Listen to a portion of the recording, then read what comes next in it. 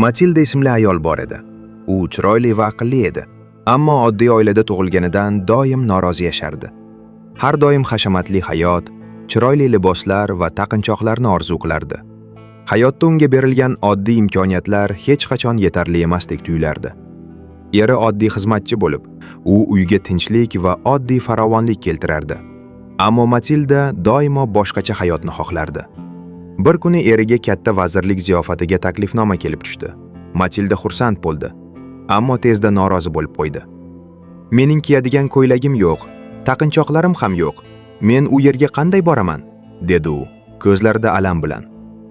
Eri oxirgi jamg'armasini berib, unga chiroyli ko'ylak oldi.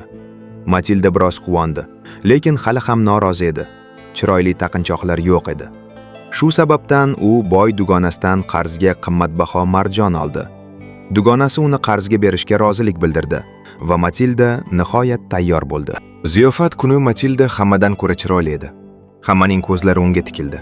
Maqtovlar yog'ildi. U o'zini nihoyat baxtli his qildi. Shunda u bir necha soatga bo'lsa-da dunyodagi barcha qashshoqlikni unutdi.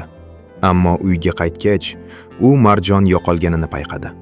Xijolat va vahima bilan u va eri butun uylarni, kiyimlarini tekshirdilar, lekin topa olmadilar. Marjonni almashtirishga qaror qilishdi. Shu maqsadda ular juda qimmat marjon sotib olishdi va shu bilan birga katta qarzga botishdi. Keyingi 10 yil ularning hayoti azobga to'ldi.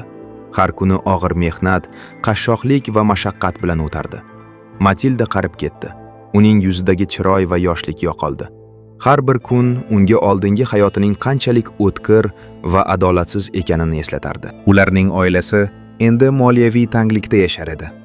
Lekin Matilda endi pul va hashamat orzusidan ko'ra xotirjamlik va tinchlikni qadrlardi. Bir kuni Matilda ko'chada o'sha boy dugonasini uchratdi va bo'lgan voqeani aytdi. Dugonasi dahshat bilan dedi: "Nima? Men bergan marjon soxta edi. Arzon shishadan qilingan edi." Matilda esa jim qoldi. Shu payt u tushundi. Ba'zan insonni yiqitadigan narsa qashshoqlik emas, ko'rinishda berilgan yolg'on orzu ekan.